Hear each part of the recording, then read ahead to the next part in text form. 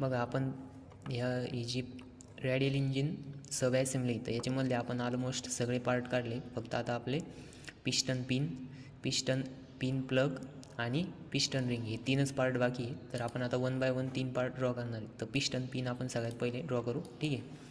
तर बघा आता आपण पिस्टन पिन हे नेक्स्टमध्ये ड्रॉ करणार आहे.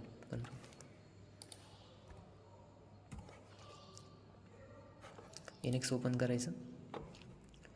तर पिस्टन पिन जे तिचं मटेरियल आहे बघा, निकेल क्रोमियम स्टील आणि क्वांटिटी आहे 5.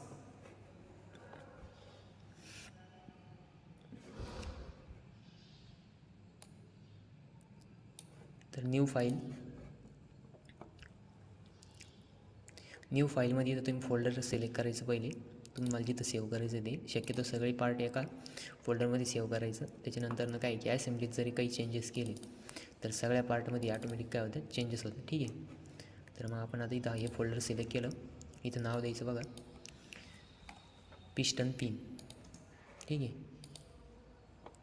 पिस्टन पिन नाव दिलं. बॅकग्राऊंड मी व्हाईट करतो, ठीक आहे. स्केच बघा हा प्लेन सिलेक्ट करा, ओके.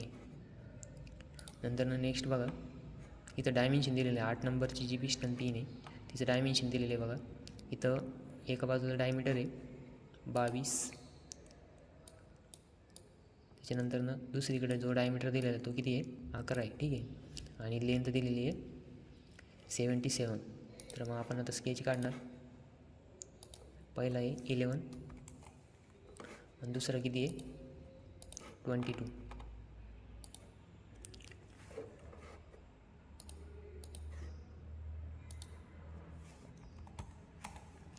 ठीक आहे.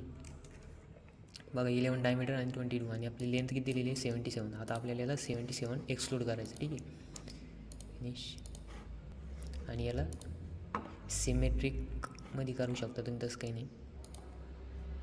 इथे टाका 77, डायरेक्शन रिव्हर्स घ्या आणि याला ओके करा. बघा हे काय आपली पिस्टन पिन आहे. आता आपल्याला ड्रॉ करायचं आहे पिस्टन पिन प्लग. तर बघा ही पिस्टन पिन प्लग त्याच्यात 10 क्वांटिटी आहे, ठीक आहे. तर मग आपण आता याचं नाव सिलेक्ट करून घ्या आणि आपल्याला आता न्यू फाईल,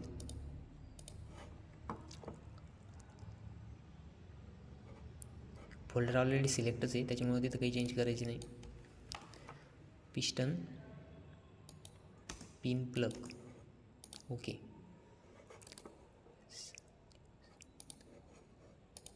त्याच्यानंतर नेक्स्ट बघा आता याचं ड्रॉइंग बघून घ्या पहिले. पिस्टन पिन प्लग 9 नंबरचं ड्रॉइंग बघा इथं दिलेलं आहे प्लग. तर प्लगमध्ये बघा टोटल लेंथ त्याची 15 आहे.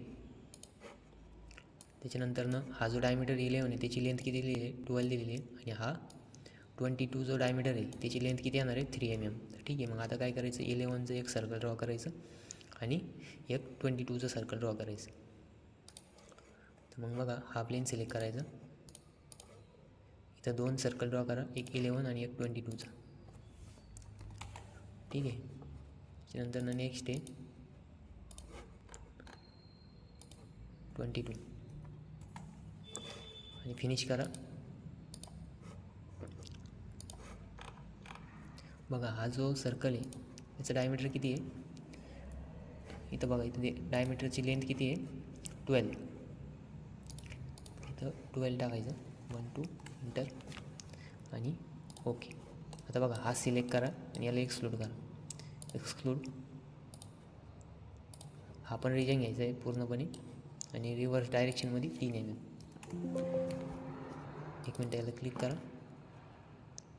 इथं बघा 3 युनिट, ओके.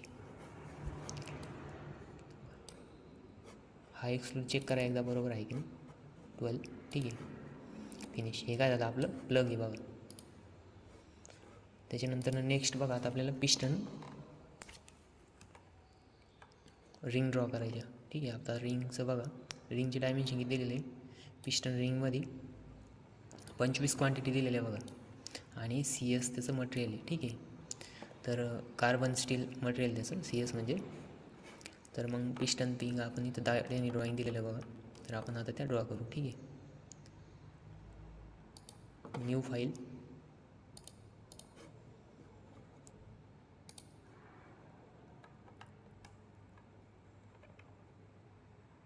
याचं नाव कॉपी करून घ्या इथून.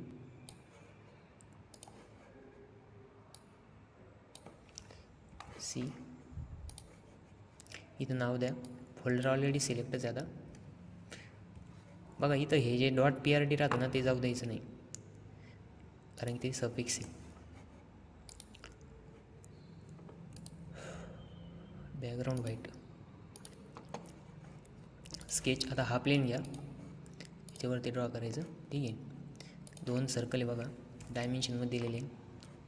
एक 93चं आहे आणि एक 85चं आहे. ठीक आहे. 93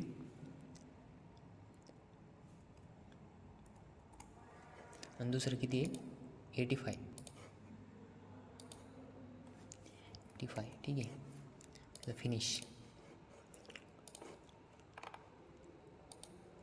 आणि इथं द्यायचं 3 mm. बघा त्याची थिकनेस दिलेली 3 mm बघितली ना, इथं दाखवली बघा 3 mm. ठीक आहे. इथं थिकनेस दिलेली आहे आणि आपण पहिले 2 डायमीटर ड्रॉ केले बघा, 85 आणि 93. आता बघा इथं एक कट सेक्शन आहे. कट बस म्हणजे नाही का, ते पिस्टन रिंग्स ज्या राहतात त्याला काय राहतो, एक कट राहतो, जेणेकरून आपल्याला त्या पिस्टनचे हे जे फिन्स दिले याच्यामध्ये ते बसवण्यासाठी. तर मग बघा आपल्याला आता त्याला एक कट द्यायचा आहे. तर कटसाठी याला पहिले ओके करा. आता बघा ही रिंग आहे पूर्णपणे. त्याच्यानंतर ना आपल्याला त्याला कट सेक्शन इथं दाखवलं आहे बघा. 0.3चा कट आहे 45 डिग्रीवरती. मग कोणता प्लेन सिलेक्ट करशील आता, स्केच हा प्लेन सिलेक्ट करायचा. ठीक आहे. आणि याला ओके करायचं. बघा आता आपल्याला इथून कट सेक्शन काढायचं आहे बरोबर. कट सेक्शन दाखवताना बघा त्यांनी इथून या पॉईंटपासून दाखवलं आहे, तर एंड पॉईंटपासून कट सेक्शन ड्रॉ करायचं.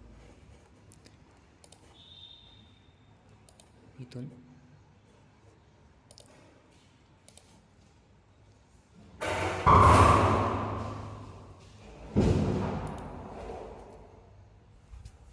लेंथ अंदाजी घ्या आणि अँगल बघा, तिथं अँगल दाखवला आहे 45 डिग्री. तर 180 - 45 किती होतं, 135. एंटर करायचं. ठीक आहे. आता बघा याला ऑफसेट बनायचं. ऑफसेट इकडच्या बाजूला किती घ्यायचं, रिव्हर्स डायरेक्शन करा इथं 0.3 आणि याची डायरेक्शन चेंज करा. ठीक आहे. ओके. आता ह्या 2 लाईन आपण ड्रॉ केल्या. मग बघा इथं एक्सटेंड कमांड यूज करायची. एक्सटेंड. आता एक्सटेंड करताना इथं खाली बघा एक लाईन ड्रॉ करा इथून या लाईनपर्यंत, मग ते एक्सटेंड होईल. ठीक आहे. इथं बघा आपण हे एक्सटेंड केलं. रिमेनिंग जे आहे ते ट्रिम करून टाका.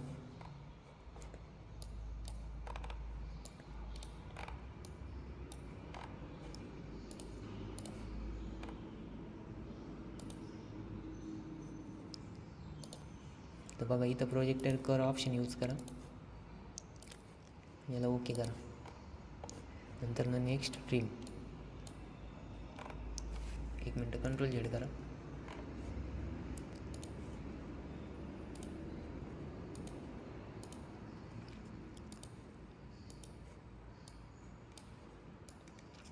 ठीक आहे. तर हा जो कट सेक्शन आहे आपल्याला त्याला एक्सक्लूड करायचा. आता बघा दिसतोय, हा स्केच सिलेक्ट करा, याला एक्सक्लूड करा. बघा एक्सक्लूड करताना कोणत्या पण एका डायरेक्शनने करायचं, एक तर इकडं किंवा इकडे. ठीक आहे. बघा इथं कट सेक्शन आला आहे 0.3चं आणि याला सेव्ह करा. बघा ही रिंग तयार झाली. इथं याचं कट सेक्शन बघा. ठीक आहे. आपण 3 पार्ट ड्रॉ केले. आता पिस्टन पिन प्लग आणि हा दिलेला आहे पिस्टन रिंग्स. तर आता आपले रेडियल सब असेंब्लीचे सगळे पार्ट ड्रॉ झाले. आपण सगळ्यात पहिले मास्टर रॉड ड्रॉ केला होता, त्याच्यानंतर articulated rod, piston, master rod bearing, rod bush upper, rod bush lower, link pin, हे सगळे पार्ट आपण काय केले आता 3D मॉडेलमध्ये कन्वर्ट केले. आपण नेक्स्ट व्हिडिओमध्ये याचं असेंब्ली बघू. ठीक आहे. आता हे सेव्ह करा.